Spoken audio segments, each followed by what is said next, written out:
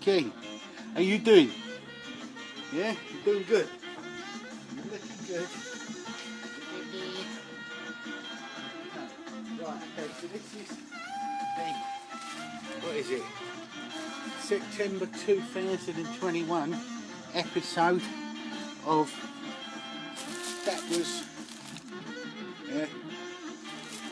that was the music, or that was the week that was, right? And I just need you to give me a number from 1 to 4. And you picked 4, the longest one. Yeah? 1, 2, I count all the way to 4 now, haven't I? 2, 3, 4. Okay, so the episode we're going for, I don't think we've done it before, is this one. Right, okay, hang on. There we go. The episode you picked is, where's the date? Oh, it hasn't got the date on it. Hang on, that's no good. Got to look inside. December the 2nd, 1967. Yeah, and because I've had to open it for the inside, top of the charts was Let the Heartaches Begin. Long John Baldry. Yeah. Let the heartaches begin. Da, da, da. Right, okay, so here we go. So that was the week that was. The episode we're doing is the 2nd December. 2nd of December 1967. Look, it's got George and Ringo. Yeah. And on the front cover, oh, it's got, oh, this guy was probably one of the best looking of all the 60s stars. Yeah, there you go, that is, for those of you that can't see. Oh, hang on, there we go. And that, if you can recognise it, a guy called Scott Walker. Yeah, I think he was one of the Walker brothers. Yeah, and that was his single Jackie. And he went out with someone famous, I can't remember who it was. Right, anyway, so here we go, we're going to open it up. 2nd of December, that was the week that was. Got a load of, what's it got? It's got the Bee Gees, Meet a Bee Gee, no thank you. Sorry.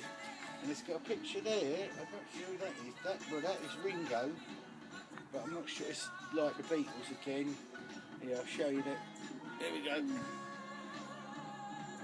And you've got George looking like Ringo, or Ringo looking like George, and John and Paul looking like themselves. Just there, okay, there you go. But here, there's a picture of Ringo with 3 other guys I don't recognise. Let's see who they are. The Beatles on the right seem to be wondering what the Beatles above are doing. I'm bored. About the Beatles. It's always about the Beatles. Hang on, let's turn over. Okay, let's see if we can get something else. Oh! Can we get something else? Can we chuff? Yeah, that is the Magical Mystery Tour. A nice picture there from the paper. Hang on, just letting people see it. Oh! There it is. Okay, the Magical Mystery Tour. Because I thought that this had been released earlier that year. This is a 32-page full colour book, packed with exclusive pictures, more pictures of the Beatles.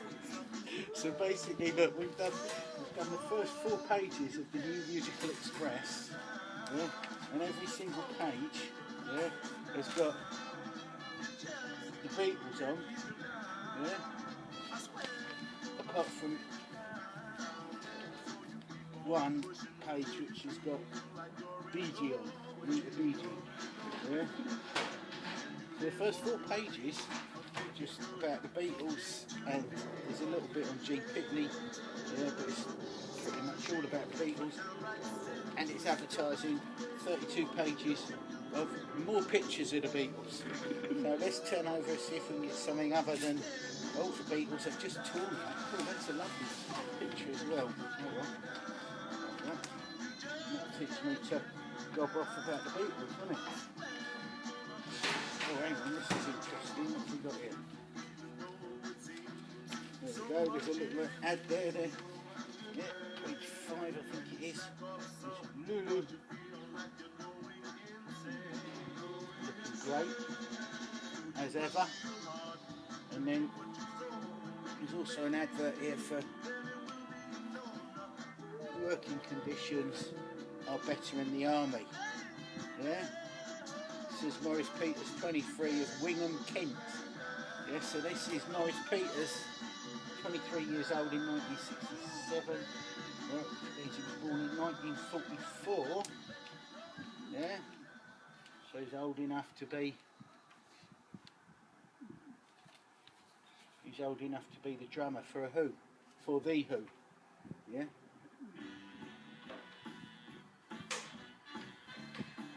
Serving in the Royal Army Medical Corps, Morris, a married man, has already qualified as a medical assistant and hopes to become a medical clerk. Working conditions are better in the army. There you go. I'd say a lot for everywhere else, but I suspect that the article's wholly accurate. Oh, and there's some information on some stars. Right, oh, I'm just going to put that in your face. You can see those stars. Can you see them all? Pictures of all them stars. I'll just hold it there. Right, here we go. Okay, so you've got from left to right, you've got Dave Clark, obviously Dave Clark 5, Felice Taylor, yeah, who's basically Felice Taylor, gorgeous, yeah, who did I Feel Love Coming On, ooh, I feel love coming on, yeah. Oh, it's talking about who their favourite people are, yeah. Okay, next is Reg Presley from the Truffs. Then Jonathan King, Tony Blackburn, Andy Steele from the Herd, Vince Maloney from the Bee Gees. Yeah, there you go, Vince Maloney. Andy Fairweather Low, Aiming Corner. So let's see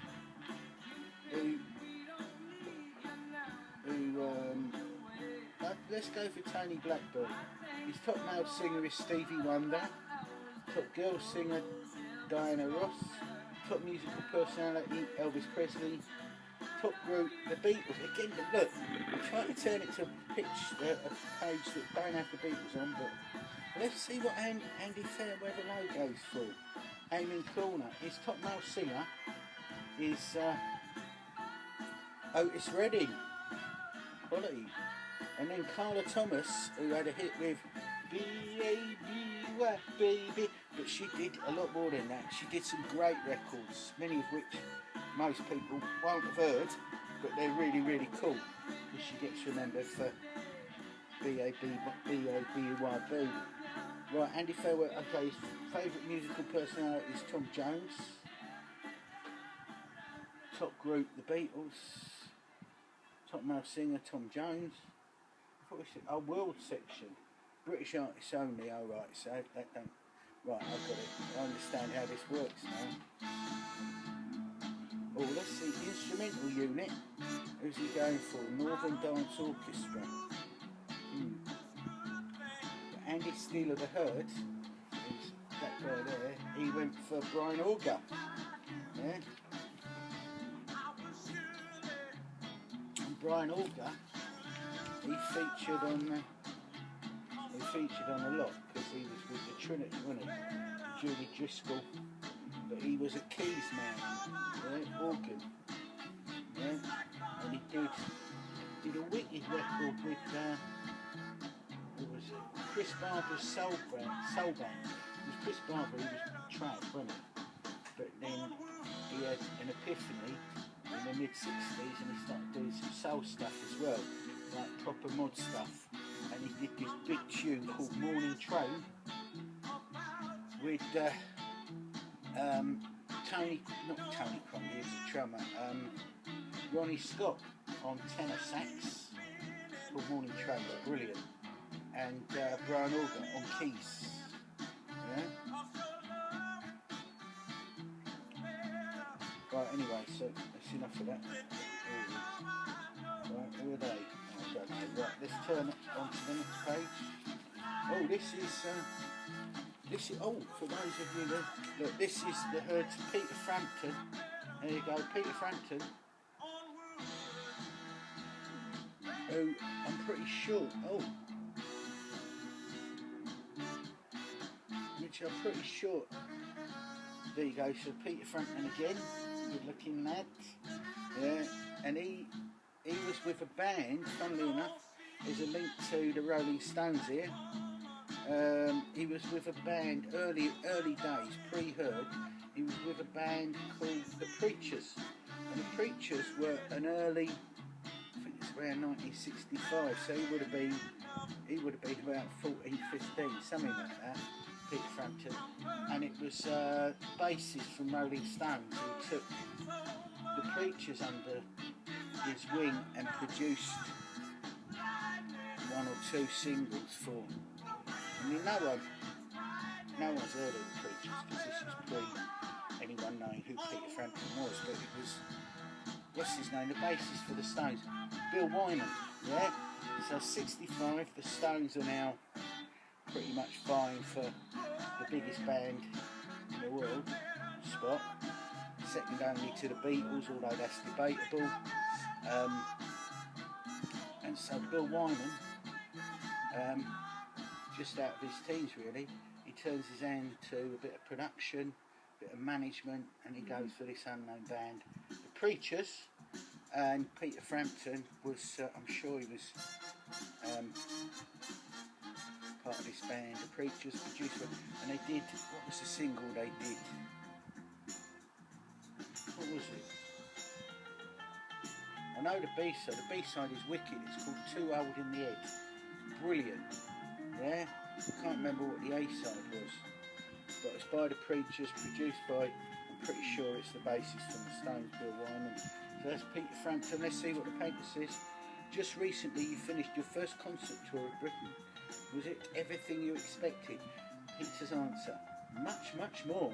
The audiences everywhere we played were unbelievable, and everyone on the show. Oh, let's see if this is still going. Is it still going? Hang on. Yeah, it's still going.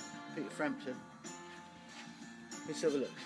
Just you I'm going to turn that down a bit, the music, because some people probably say turn it up. Yeah. Right. Okay. So yeah, apparently their first tour, The Herd,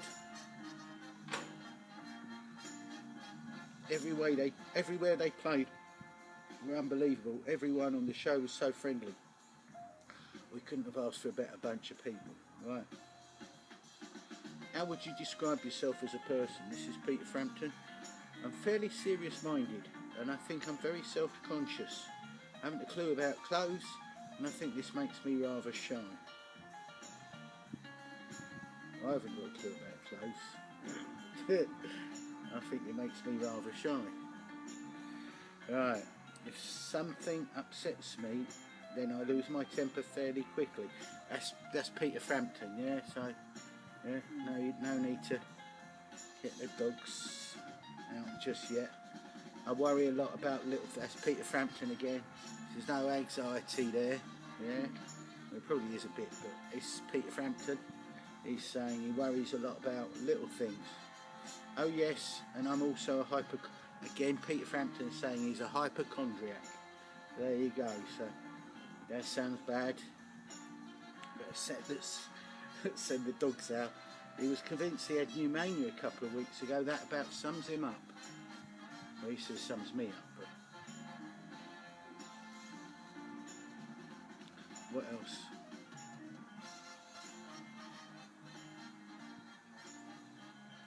What is your, this is, right, okay, so this is Norrie Drummond asking Peter Frampton, what is your greatest fear?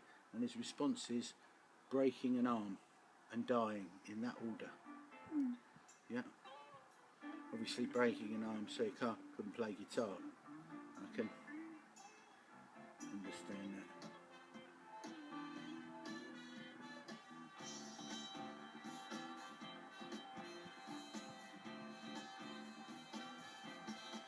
Right.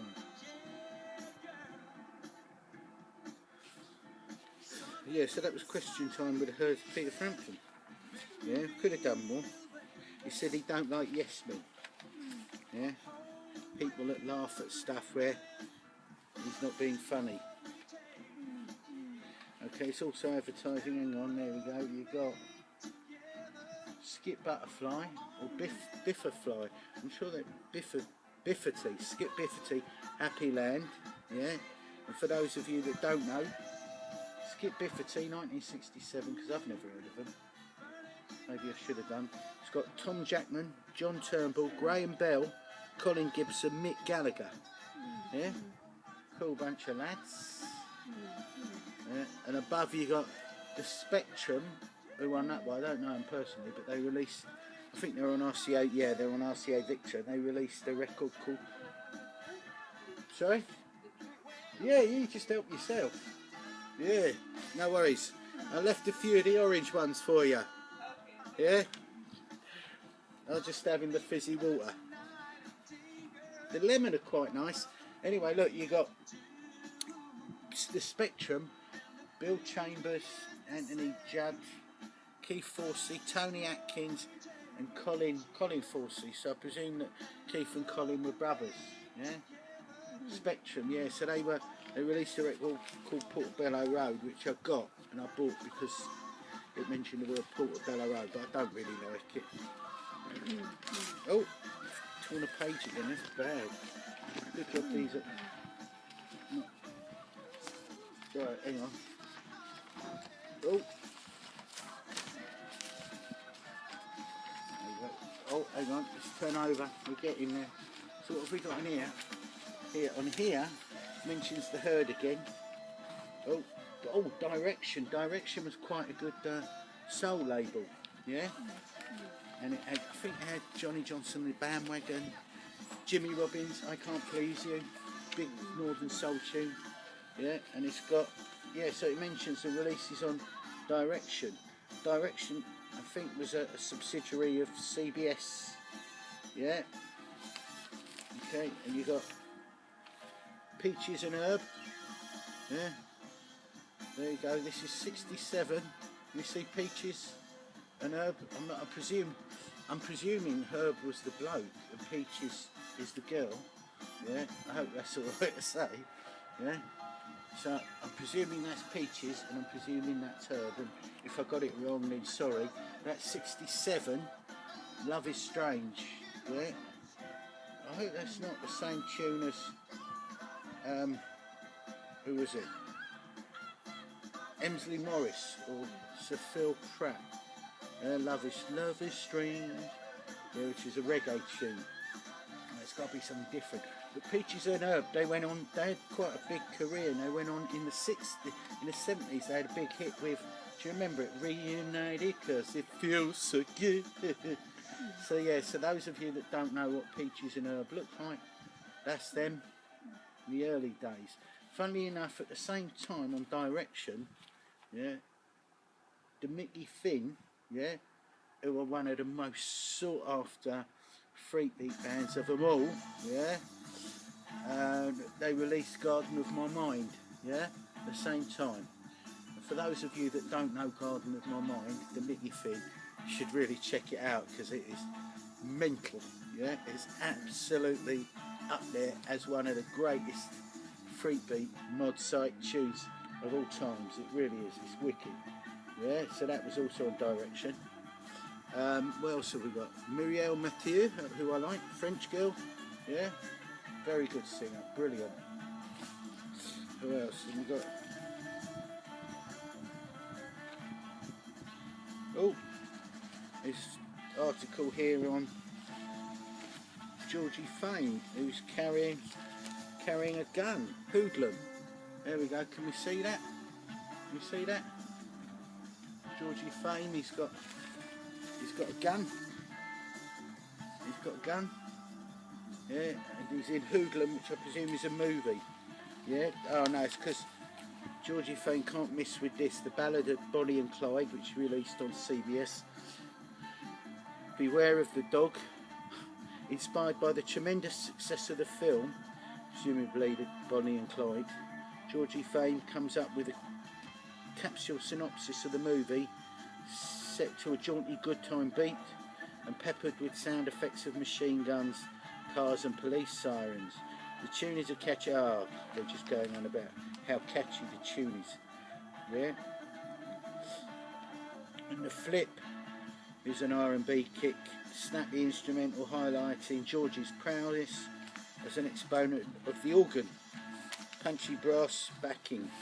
Yeah, so there we go. Can we see that? That is Georgie Fame with his Kalashnikov or whatever. And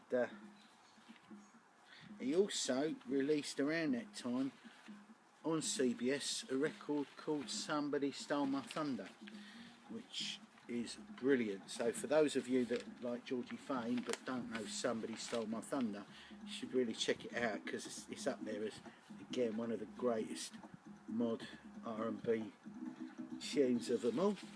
How are we doing? We're still going. Oh, now we're coming up to what we're coming up to. Oh,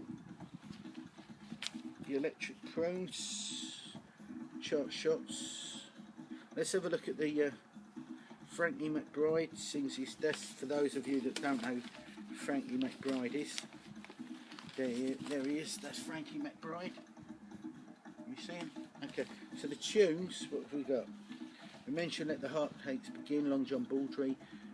Everybody knows Dave Clark 5. These are the top 5. Hello Goodbye, the Beatles. Yeah.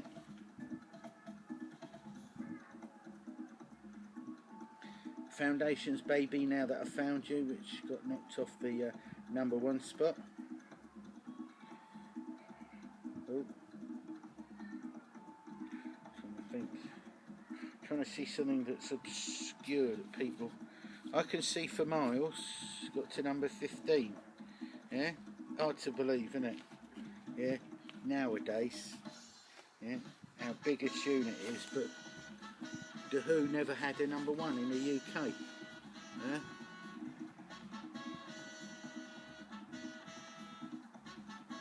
In fact, I think I can't explain. Their first record was The Who. I think they got up to #2, and I think that was their highest charting record. Hard to believe when you know their back catalogue, but there you go. Okay, just the charts. Britain's top 15 LPs. Oh, well, #1 was Sound of Music. So there you go. Presume they must have released the movie that year. Next page. Oh, I'll tell you what, I'm going to put that there. Let's see what we got here. Oh, who's that? That looks like Tom Jones. Tommy had a picture of Tom Jones, didn't it? Who's that? There you go. Live. This is Trisha Noble. Yeah. Live for Life, Trisha Noble on MGM. Again, I don't think I know it, so there you go. For those of you who might have heard of Trisha Noble, that's what she looks like.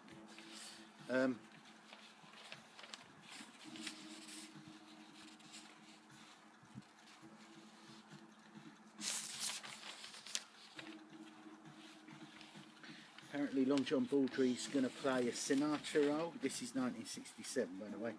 Yeah, in a TV drama series. He's going to play a Frank Sinatra-like show. I can't see it somehow.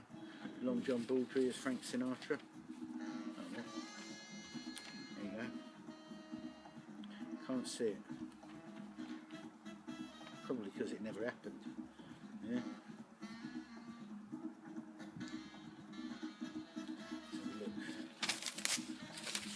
Got here.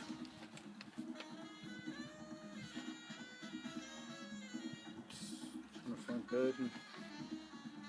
Jerry Marsden has penned 8 identification jingles. Foundation sued for wrongful dismissal.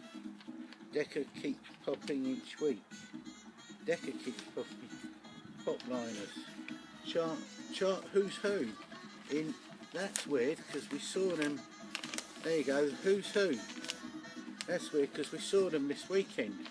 Yeah, it's only their second gig in 2 years, and they got a new drummer. Yeah, who don't drum.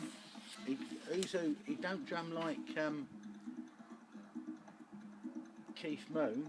Yeah, the guy he replaced, who wasn't Keith Moon but did drum like Keith Moon. But boy, can he drum! He can really drum.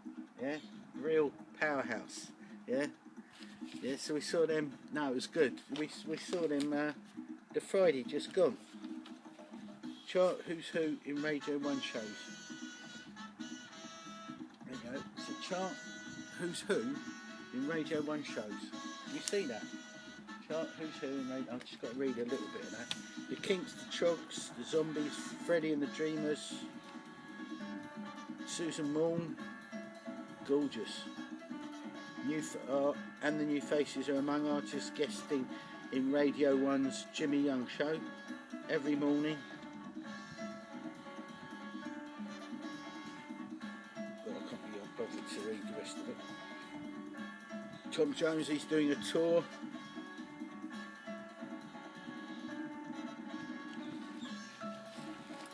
There you go.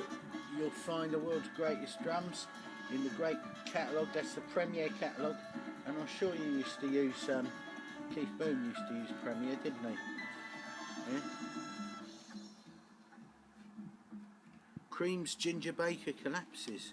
Drummer Ginger Baker of the Cream collapsed this week.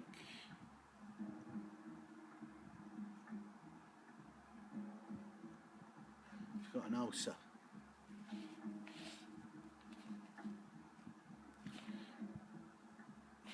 I ain't got one now, but he had one back then. Right, let's have a look. Mime Band hits Stone's own label. Movie starts soon. Dupree.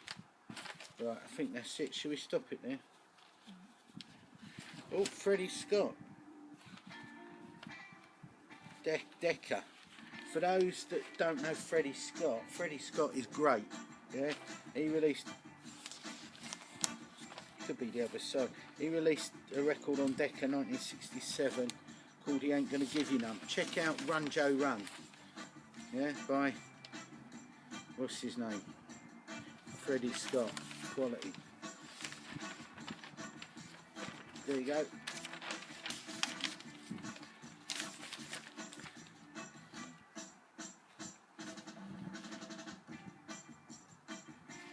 Funk Soul Brother. Oh, there's a nice picture there of the Fifth Dimension. Those of you that don't know the Fifth Dimension, there you go. That's the Fifth Dimension. Okay, and there's a picture there. Is hang on, what is that? Ah, special LP release. 13 top. Oh right, hang on. Just give me 1 sec.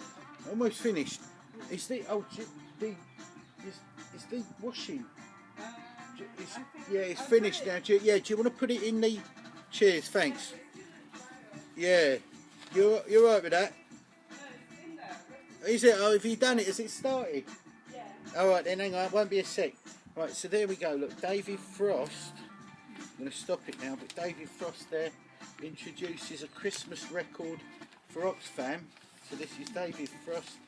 That's the picture, yeah, and he's got it down as an ideal Christmas gift, one which will help relieve the suffering of many through Oxfam. So there you go. That's 1967, December, coming up to Christmas.